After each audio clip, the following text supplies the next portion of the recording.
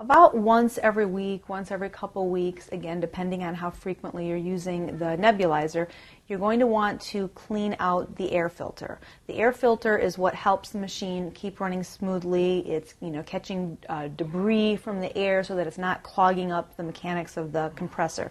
And on this particular machine, you can see right here, this is where the hose goes into, and right next to it there is a little cap, and we can just take this right here and just gently pry it open. It's not too hard to come out. And as you can see right there, there's the air filter.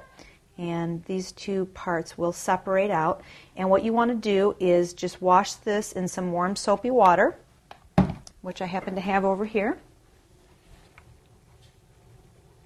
Just kind of squeeze the air filter back and forth between your thumb and your finger, making sure that you thoroughly clean it out.